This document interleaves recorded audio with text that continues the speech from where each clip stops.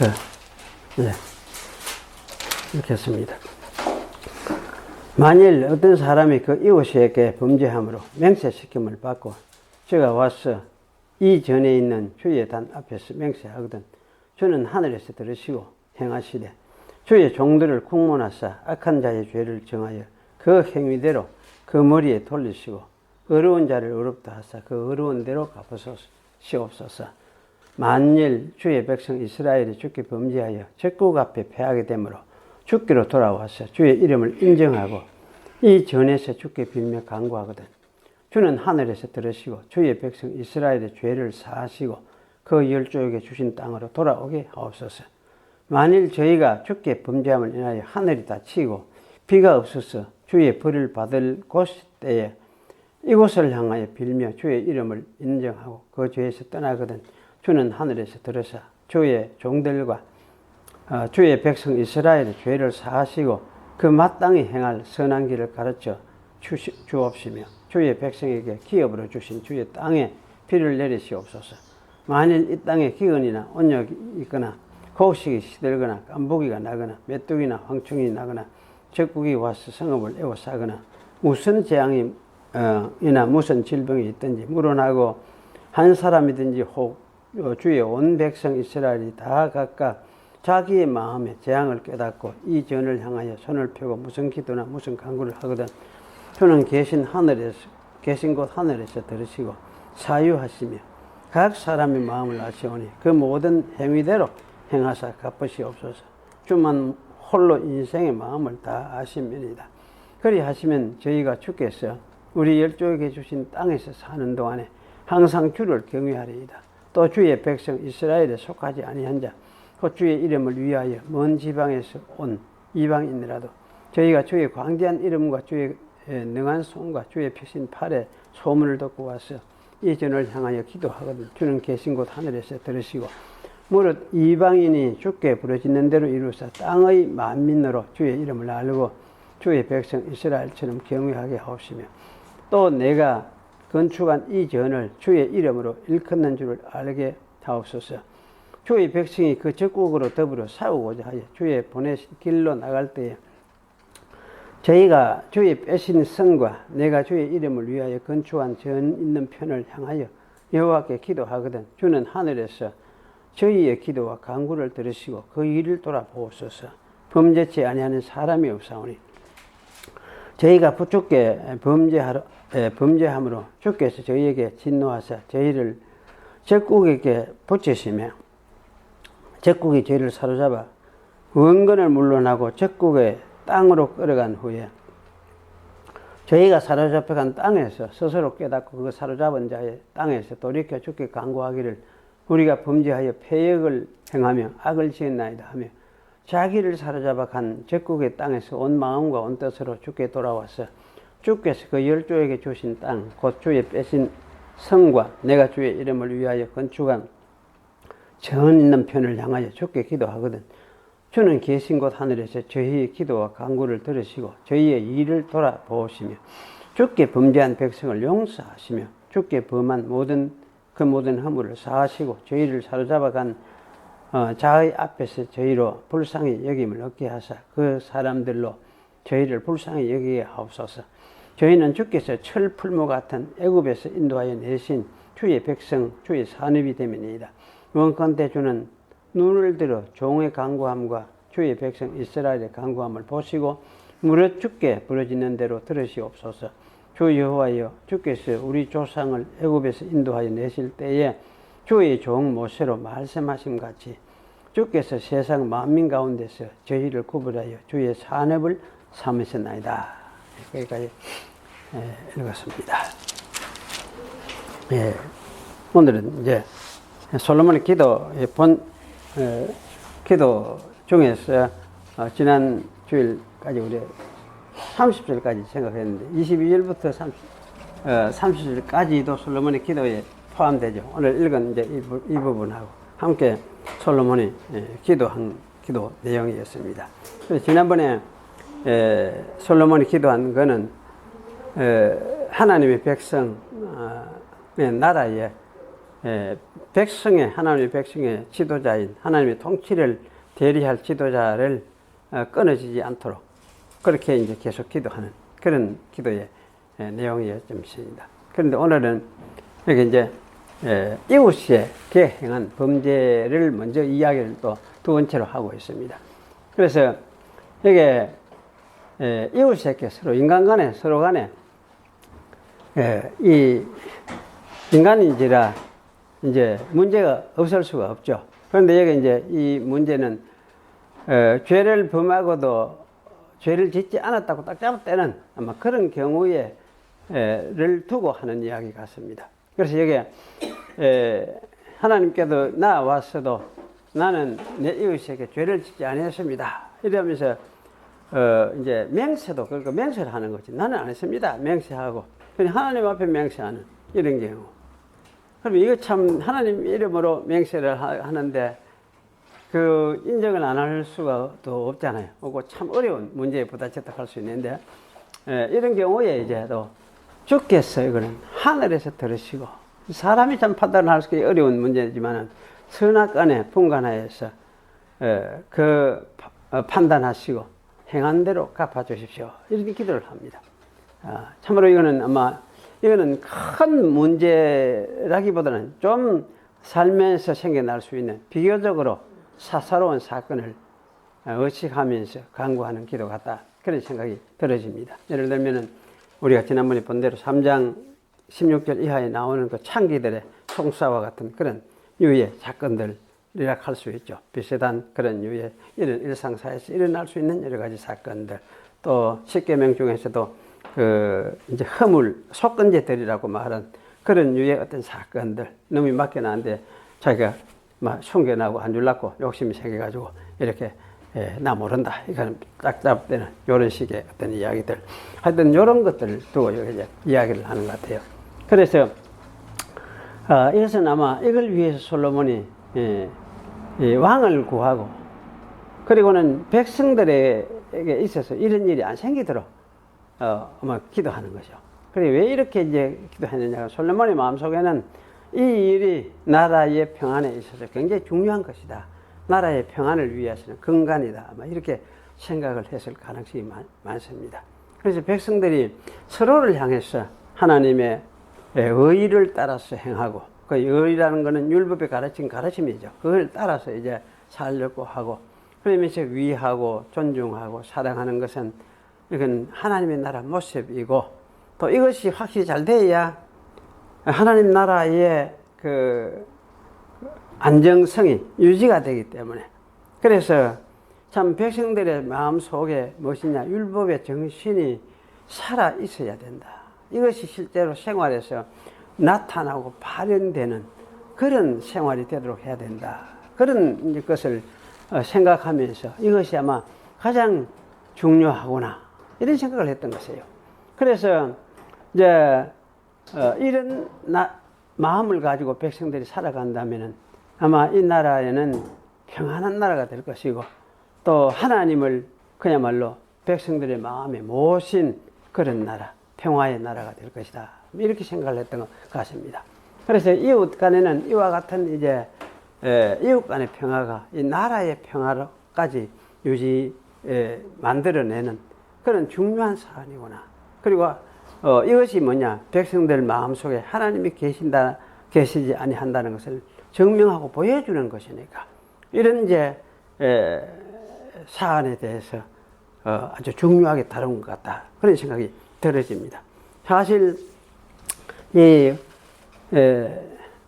이러한 그 서로 백성들 간에 서로 사랑하라 하는 이 이야기는 예수님도 많이 가르쳐 놨잖아요. 예수님도 가르치고, 왜냐하면 그 산상설교에도 아까 읽었던 것처럼 서로 이제 사랑하고, 너희들이 나를 서로 사랑하면은 저희가 너희가 내 제자인 줄을 세상에 알 것이다. 그런 이야기를 하면 서로 사랑하라. 요한복음에도 이걸 계속해서 말씀을 해놨습니다. 그래서 참 이거는 이런 정신이 함께 있고 마음에 이것이 있어야 하나님 나라의 평안이 유지가 되고 그 나라가 하나님이 다스리는 나라가 될 수 있다. 아마 이런 생각을 가지고 이런 기도를 했음이 틀림없습니다.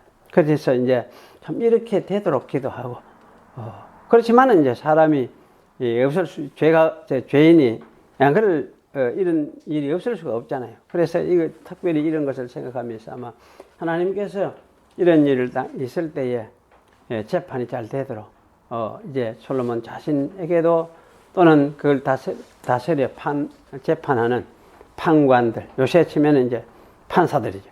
그런 사람들에게도 지혜를 주시도록 아마 기도한 것이다. 그렇게 생각할 수가 있습니다. 그 다음에 나오는 여기 이제 33절, 4절은 이스라엘이 여호와께 범죄해서 적국에 패한 후에 그때도 이 전으로 돌아와서 주의 이름을 고백하고 기도하고 간구하면은 주께서 하늘에서 들으시고 조상들에게 주신 이 땅으로 돌아오게 하옵소서 이렇게 기도를 합니다.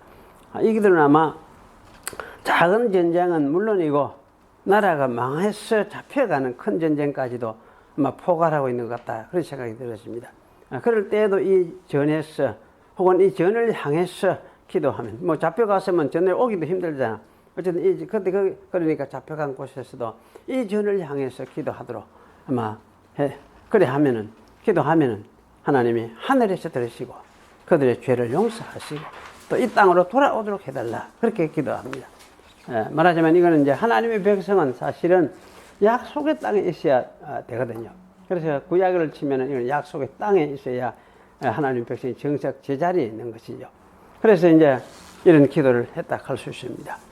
여호와를 떠나는 그런 죄를 짓는 것은 결국 나라의 멸망이죠. 여기에 죄가 무엇이냐 할 때는 사실 전부 다 사람들의 마음이 하나님을 마음에 두지 않기 때문에 여호와를 떠나기 때문에 생겨나는 일들이라 할 수 있습니다. 그래서 이렇게 되면 결국은 나라의 멸망이지만은 여호와께로 돌이켜 회개하는 것은 다시 약속의 땅으로 돌아와서 산 길이기 때문입니다. 그래서 이런 일에 대하여 모세도 사실은 가르쳤습니다. 모세 우리가 신명기에 보면 나오죠. 신명기 30장, 신명기 32장, 또 신명기 4장 인데 보면 이런 가르침이 반복해서 나오고 있습니다. 그러면 이제 우리가 신약에서 그러면 약속의 땅은 무엇이냐? 약속의 땅이 신약에서는 따로 있는 것이 아니잖아요. 성령과 교회가 신약에서 약속의 땅에 해당되니까. 그렇기 때문에 이제 교회가 있는 그곳, 자기가 처한 그곳에서 어디든지 그 안에서 그것이 사실은 약속의 땅이니까 하나님을 망각하고 교회를 떠나실지라도 다시 교회로 돌아와서 회개하고 하나님 앞에 서면은 하나님은 용서하시고 다 자기 백성의 자리에 세워주시며 성령으로 받아주시는 그런 하나님이시다는 걸 이야기를 하고 있습니다. 그래서 우리가 참 믿다가 잘못해가지고 세상을 하나님께 떠나는 교회를 떠나는 경우도 있습니다. 그러나 다시 돌아와서 하나님 앞에 서서 다시 서면은 회개하고 돌아오면은 하나님은 다시 용서하시고 받아주시는 그런 하나님이시다는 걸 이걸 아마 신약에서도 비유로서 예수님은 이런 말씀을 하셨고 그 탕자 비유 이것이 아마 대표적인 말씀이라 할 수가 있겠습니다. 그리고 35절 36절은 주께서 범죄함으로 하늘이 닫히고 비가 없는 형벌을 받을 때에 성전을 향하여 빌면은 여기도 주의 이름을 인정하고 죄에서 떠나고 그러면서 하늘에서 들으시고 죄를 사하시고 행할 선한 길을 가르치시고 기업으로 주신 땅에 피를 내려달라 이런 기도를 합니다. 이 가뭄이라 할 수 있죠. 하늘이 사실 녹같이 되면은 그냥 감으로써 전년 땡땡땡 그냥 막 비차는 그런 상황이 되어지면은 그거는 이제 말할 것도 없이 큰 재앙이죠. 그래서 이것은 아마 이런 일이 벌어지면은 기간이 동반되는 것은 말할 것도 없습니다. 백성들은 고통을 당할 수밖에 없는 것이죠. 그래서 이럴 때도 참 하나님을 향해서 기도를 하면 하나님께서 거기에서도 치유를 해주시겠다. 그런 말씀을 하고 있습니다. 그리고 이제 37절, 40절에서는 기업으로 주신 땅에 여기 각종 재난이죠. 기근, 온역, 곡식, 시덥, 깐부기남, 메뚜기와 항충일 해를 끼치는 것, 적국에 침입하는 것, 재앙, 질병들은 다 이스라엘이 여호와를 떠남으로 인해 오게 된 저주 현상이다 할 수 있습니다. 이거는 이제 요새 과연 이런 것도 이 저주 현상이냐, 깐부기 있는 것도 저주 현상이냐, 이런 이제 우리가 생각할 수 있죠. 그런데 요새 있는 거하고 그때 이스라엘에 이런 일이 일어나는 거하고는 좀 다르죠. 왜냐하면 이스라엘의 그 역사적인 상황 속에 하나님 그 역사를 통해서 거기에 어떤 이런 일들을 보여줌으로 해서 하나님 이스라엘에 그 경고하고 위험을 알리고 하나님 떠나는 그런 위험을 알리고 하는 그런 계시의 입장에서 이런 일을 하셨으니까. 그러니까 요새 아마 이럴 것이다. 요새도 이걸 문자적으로 적용하면은 이건 좀 문제가 좀 있겠다. 그런 생각이 들긴 합니다. 이때도 이제 어쨌든 이스라엘이 여기 함께 기도하고 회개하면은 하나님께서 하늘에서 들으신다. 그래서 이들에게 이제 은혜를 베풀어 주신다. 그런 말씀을 하죠. 그래서 요새 참 우리가 신약 시대도 참 이런 측면에서 이걸 어쨌든 우리가 기도를 양식이나 이러한 양식이나 하는 이런 문제를 가지고 성도들이 삶이 기도를 해야 되느냐. 예를 들면 주기도문에서 오늘날 우리에게 일용할 양식을 주옵시고, 그 말씀을 요새 사람들은 이제 그래 많이 생각을 하도록 이거는 영적인 측면에서 가르칩니다. 영적인 측면이 가르치는 거다. 이제 그런 이야기를 하면서, 왜냐하면 주기도문 전체가 하나님 나라에 속한 것을 이야기를 한다. 그렇게 이야기를 하죠. 그러면 이제 하나님 나라에 속한 것이, 그럼 백성들이, 하나님의 백성들을 일용할 양식을 주어가지고 먹이는 것은, 그거는 하나님 나라에 속한 것이 아니냐? 역시. 그것도 역시 하나님 나라에 속한 것이라고 할 수 있죠. 그래서 사실은 이제 그 하나님 나라에 속한 것이기 때문에 땅의 것을 우리의 육신의 양식 기도하는 거, 이거는 해당이 안 된다. 이런 이야기를 하는 사람들이 있어요. 극단적으로 가서. 그래, 이건 아마, 고신 출신 목사들이 있더라. 이런 사람들이. 이런 식으로 또 설명을 하려고 하는 사람들이 있고. 그래서 이제, 여기, 헬라말로 일용할 양식을 하는 거는, 일용할 빵이거든요. 그 양식 아닙니까? 우리나라 그러면 살이지. 저는 빵이고, 그러니까. 그런데 여기 이제 일용한다는 이 말이 헬라말로 이제 에피오시오스 하는 말이에요. 그 에피오시오스 하는 말이, 이게 에픽 하는 거는 위라는 말이고, 오시오스 하는 건 우시약 하는 말인데, 이걸 이제 어떻게 뭐 해석을 해가지고 좀 달리 좀 해석해 보려고 많이 예를 쓰는 것 같아요. 그래서 제가 볼 때는 오시오스 하는 이 말은 어렵게 생각할 건 없어요. 그 에피라는 말은, 온이라는 이런 의미가 있지만, 온이라는 의미는 계속해서 유지시키는 그런 의미를 가지고 있거든요. 그래서 사실 에피오시오스 하는 거는, 성도로서의 삶을 하면서 살아갈 수 있는, 성도로서의 존재가 유지되는 그런 빵. 그러니까 안궁고, 구약에 말한 대로 어떻게 보면 이랬죠. 되게 부자가 내가 교만할까? 그것도 말고, 너무 가난해가 내가 굶주려가지고 또 하나님 백성이 저를 굶는다. 이런 소리 안 듣도록. 그러니까 사실 그날에 광야에서 주셨던 것과 같이 주시는 일용할 양식으로서 참 감사하며 만족해 하는 이런 것이 사실은 일용할 양식이에요. 양식. 그래서 이것을 위해서 사실 기도하는 거. 이거는 아마 당연히 해야 되겠다. 그런 생각이 들어요. 그래 이걸 위해서 기도하고, 만약 이것도 안 돼가, 그러면 죽게 만든다. 그러면 하나님이 우리를 이 세상에 데려가려고 하는구나. 그러면 갈 준비를 해야지. 현나갈 준비를 해야 돼. 하나님께 돌아가야 되니까. 왜냐면 우리는 이제, 우리가 나중에 예수님 오시면은 육신도 새 몸으로 부활시키지만은, 그 전까지는 우리가 죽으면 어떻게 되느냐 할 적에, 주님의 품에 우리 돌아가요. 우리 주님의 품에, 주님의 영의 성령 안으로 우리는 돌아가야 되지. 그래, 오늘 이제 아침에 와가 보니까, 고린도전서 7장에도 그런 6장에도 그런 말씀이 나오더라고.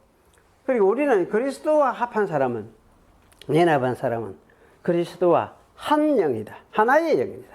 그리고 이제 우누스 스피리투스가, 라틴 말은 그래 되지. 우누스 스피리투스가 하나의 영이다. 하나의 성령이다. 우리가 죽으면은 주님과 하나가 이제 주님의 영에 들어가는, 소속되는 거지. 소속되어서 주님의 영 안에 어떤 형태로 있는지 우리 몰라.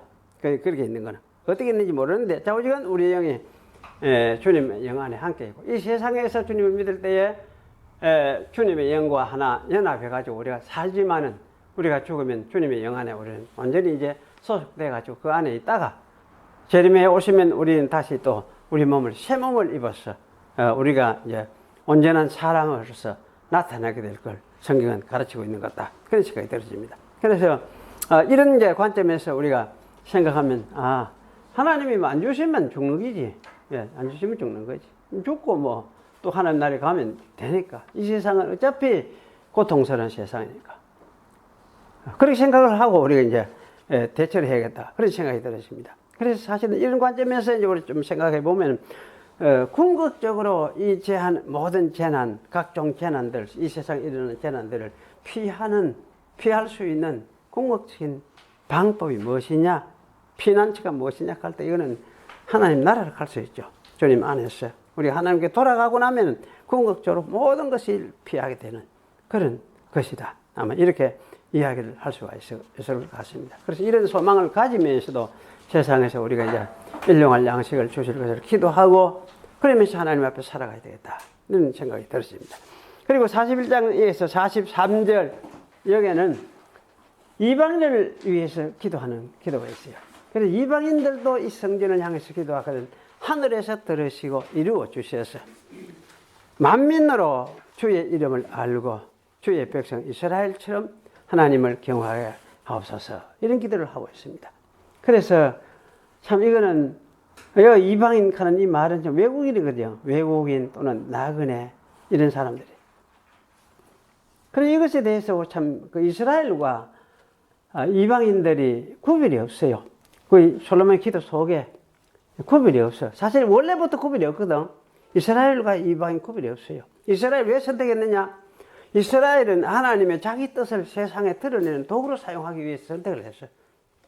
그런데 그렇다고 해서 이스라엘이 특별히 이방 사람들하고 특별하게 이 높은 그런 권리를 가지고 있느냐? 그런 것은 아니다 그 말이에요. 그래서 하나님의 계시를 전달하는 전달자로서 이스라엘이 세웠는데 사실 옛날부터 창조주 하나님을 여호와 하나님을 섬기는 데 있어서는 이스라엘도 이방인도 동일한 그런 하나님의 백성으로서 받아서 섬길 수 있도록 하나님이 그런 길을 구약부터 열어놨다. 그렇게 우리가 기억을 할 필요가 있습니다. 그래서 어떤 사람들이 이제 이런 이야기를 잘 안 받아들이려고 하는 사람들도 들어있는 것 같아요. 그래서 구약에는 하나님이 이방인들에 대해서 별로 문을 열어놓지 않았고 문을 닫았다 식으로 이야기를 하고, 그럼 신약에 비로소 예수님이 와가지고 비로소 이 전도에 대한 선교에 대한 그런 문을 열었다. 그렇게 말을 하는 사람들이 있어요. 선교학자들 가운데는. 그런 건 아닌 것 같다. 생각이 들어요. 구약에도 똑같이 열어놨어요. 똑같이 열어놓고 참 여호와 하나님, 이스라엘을 통해서 나타나신 여호와 하나님을 섬기면은 이방인도 하나도 차별하지 않으시고 이렇게 받으시는 그런 하나님이심을 이게 아마 말씀하고 있는 거다. 그런 생각이 들었습니다. 그리고 이제 마지막 46절에 53절, 이거는 적국에 사로잡혀 끌려간 후에라도 돌이키고 회개하고 자복하면은, 그래서 하나님께서 또 이것도 들으시고 용서하시고 이 죄를 사하시고 불쌍히 여겨주신다 주옵소서. 이렇게 기도를 하고 있습니다. 사실 이 기도는 바벨론 포로에서 정확하게 그대로 실제로 이루어지죠. 그래서 참 이스라엘 백성들이 바벨론 포로에서 포로가 되고 나서는 국내에 남아있는 사람들도 참 회복을 위해서 구하고 기도하고 막 전쟁도 하고 하는 사람도 있었지만 참 경건한 사람들은 하나님만 바라보면서 기도하고 또 저 포로지에 갔던 사람들도 마찬가지였습니다. 그래서 이제 성전 회복을 위해서 기도하고 이렇게 했는데 그대로 참 성취가 되었습니다.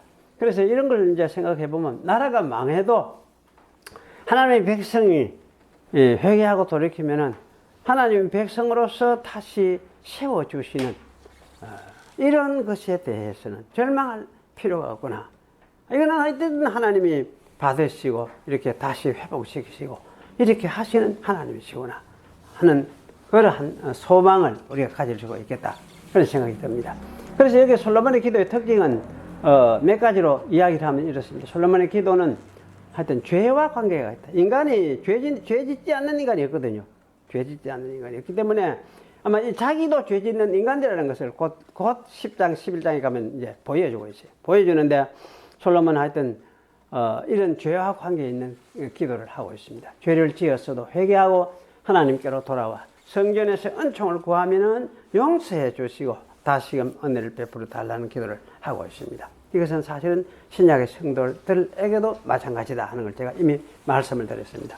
두 번째, 메시아 왕으로서 솔로몬이 죄 용서와 회개와 하나님 나라를 위한 기도는 참 메시아 예수 그리스도의 기도에서 완전해진다 할 수 있습니다. 그래서 솔로몬도 이런 기도를 했지만 예수님의 기도는 더 완전하죠. 그래서 예수님이 가르친 기도가 주님의 가르친 기도. 그럼 예수님이 뭘 가르치냐 할 때 주님의 가르친 기도는 하나님 나라를 위한 가르침이에요. 하나님 나라를 위한 기도. 그리고 하나님 나라를 구하는 기도. 그리고 또 주님이 대제사장적인 기도. 요한복음 7장에 보면은 그것도 역시 마찬가지입니다. 이런 것이 솔로몬의 기도가 완성된 모습이다. 이렇게 말을 할 수가 있습니다. 주님이 가르친 기도는 하나님 나라를 위한 기도라고 한마디로 이야기할 수 있고, 또 이 기도는 이제 대제사장적인 기도는 이스라엘과 온 세상에서 택함을 받은 백성들이 한 무리를 이룰 것을 위한 기도이기 때문에 그래요. 그리고 이거는 이미 창세기에 이야기하고 있거든. 창세기 야곱에게 이런 약속을, 아브라함에게 이런 약속을 주시고, 창세기 35장에 가면 이걸 확실히 야곱에게 못 박아줘요. 그래서 거기에는 이제 하나님의 나라가 어떤 나라일지 이스라엘 백성하고 이방 백성하고, 그래서 하나님 아버지를 믿는 백성이 하나의 나라가 될 것을 이야기를 하고 있습니다. 이런 기도를 예수님께서는 가르쳤어요. 그래서 이 기도대로 사도들 역시도 기도하고 기도를 가르치고 그렇게 하면서 살았습니다. 그래서 우리가 이제 이런 측면에서 우리가 기도하는 방향도 이런 방향에 서서 기도를 해야 되는구나. 이건 말할 것도 없습니다. 그래서 이 정신을 본받아서 하나님 나라를 생각하면서 하나님 백성으로서는 서서 살아가야 되겠는데 하나님이 우리를 인도하소서 이러면서 기도하는 이 기도는 이건 아마 당연한 기도다 그런 생각이 들어집니다. 그리고 이제 세 번째 기도는 성전에서 하지만은 기도를 들으시는 하나님 어디 계시느냐? 하늘에서 기도를 들으신다. 반복해서 이 말을 하고 반복해서 그래서 하나님은 하늘에 거하시는 분이심이 분명하죠. 성전에는 사실 상징적인 거지. 임재는 하시지만은 사실은 이 성전 거기에 갇혀 있는 그런 하나님도 아니죠. 하나님은 하늘에 계신 하나님이시. 그런데 이제 이 신약에서는 예수님의 사역으로 인해서 이 하늘과 땅을 뭡니까? 통일시켰습니다. 하나님은 땅에 있는 이 구속받은 백성들에게 친히 오셔서 함께 계신다고 말씀하고 있죠. 물론 하나님은 하늘에 계시지만은 이제 예수님의 사역을 통해서 하나님의 백성들에게 친히 오셔서 그들 가운데서도 함께 계시겠다. 그렇게 말씀을 하셨습니다. 그래서 하나님은 이런 관점을 보면 이걸 무엇이냐 할 때에 땅을, 하나님의 백성이 사는 땅을 하늘로 받아들인 것이다. 저는 그런 이야기를 하고 싶어요. 땅을 하늘로 받아들인 것이다. 땅에 살지만 이 땅의 영역이 무엇이냐? 하늘의 영역인 거죠. 그러니까 이제 하나님 나라의 영역이에요. 하나님이 여기서 통치하고 다스리고 계신다는 말씀이에요. 굉장히 중요한 것 같다는 생각이 들어집니다. 그리고 넷째는 솔로몬의 기도에서 성전에서 여호와 하나님을 드리도록 하나님께 기도 드리도록 한 것은 한 이 기도는 그리 신약에서는 예수 그리스도의 이름으로 예수 그리스도의 아버지 하나님께 드리는 기도다. 기도에 해당된다. 왜냐하면 메시아, 구약의 메시아가 왕이고 신약의 메시아는 예수님이시고 이러니까. 그리고 이제 다섯 번째는 메시아 왕은 백성의 죄와 용서와 회개와 다시 하나님 옆에 서는 것을 위해서 기도하는 인물이었다. 메시아의 기능이 뭐냐 할 때 메시아의 기능을 여기서 다 포함하고 있는 것이에요. 그래서 메시아의 기능은 백성의 죄와 용서와 회개와 하나님 앞에 서게 됨을 위해서 기도하는 인물이다. 솔로몬도 이런 기도를 했고 예수님도 바로 이런 기도를 드렸다. 그렇게 결론 지을 수 있습니다. 물론 예수님의 기도는 솔로몬의 기도에 비교할 수 없도록 온전한 기도라고 할 수 있습니다. 아버지의 응답을 가지고 올 수밖에 없는 완전하신 기도라고 할 수 있죠. 예수님이 자신이 그렇게 온전하신 분이시니까요. 그래서 예수님을 통해서 우리는 이제 하나님의 백성으로서 온전하게 하나님 앞에 세워졌다. 그렇게 말을 할 수 있습니다. 그래서 이것이 뭐냐면 창조의 회복이라고 할 수 있습니다. 창조의 목적이 이런 하나님의 백성, 사람들로 살도록 그렇게 창조를 하셨는데 타락함으로써 인간이 이것을 배척했으니까. 그 다음에 이제 예수님을 통해서 바로 이런 백성을 세우는 그 일을 오셔서 예수님이 하셨고, 그것을 통해서 창조의 근본 원리를 이제 회복시키셨다. 창조의 근본 하나님의 뜻을 예수님께서 이루셨다. 아마 이렇게 이야기를 할 수가 있습니다.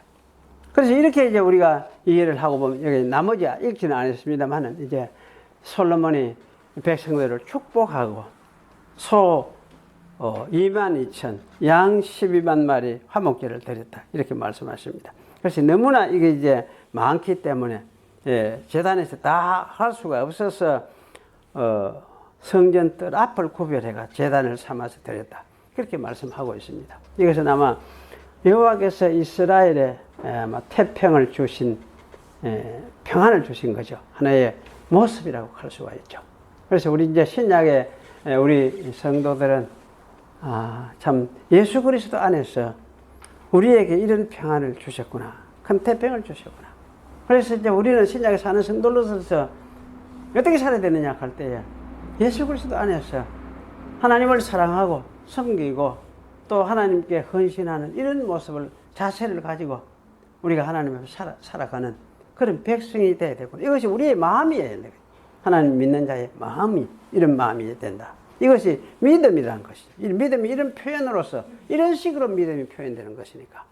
그러니까 사실 이런 마음을 가지고 살아가는 이런 사람들, 이것이 신약의 예수를 믿는 사람들이다. 교회의 모습이다. 이렇게 우리가 이해를 할 수가 있겠습니다. 그래서 솔로몬의 이제 이 기도는 생각해 보면은 결국은 예수님의 기도하고 그의 정신이, 맥락이 함께 상통하는 그런 기도였다는 것. 참 이게 놀랍다는 생각이 들어요. 솔로몬도 그렇게 하나님 나라의 구속의 도리를 예수님처럼 비슷하게 같은 생각을 가지고 깨닫고 있었구나 하는 그런 생각을 우리가 갖게 되어집니다. 여러분도 이제 이 말씀들을 함께 생각하면서 이것을 우리 마음에 담아두고 살아야 되겠구나. 그래서 우리 마음에 이제 담아둔다면 간직한다 이 하잖아요. 마음속에 담아두고 이것을 마음속에 되새기면서 살아가는 그런 우리 성도들이 되도록 그렇게 해야겠습니다. 기도하겠습니다. 거룩하신 하나님 감사합니다. 오늘 솔로몬을 통해서 주신 하나님의 말씀을 들었습니다. 또 이 말씀이 예수 그리스도의 말씀이었음을 또한 함께 깨달았습니다. 저희들도 주님께서 오셔서 이 가르침, 이 말씀을 주신 것을 저희들이 압니다. 우리가 그 말씀을 되새기며 마음에 간직하고 살아가면서 하나님의 백성으로 세워주셨사오니 또 하나님의 백성으로 하나님을 섬기며 살아가는 그런 저희들이 될 수 있도록 주님께서 우리를 붙잡아 주시고 우리 마음을 또한 지켜주시옵소서. 또 우리 자신도 하나님 앞에서 이것을 위해서 기도하며 또 이것을 소중히 여기며 하나님 앞에 살아가는 우리 성도들이 되도록 은혜를 베풀어 주시옵소서. 예수님의 이름으로 기도하옵나이다. 아멘. 예.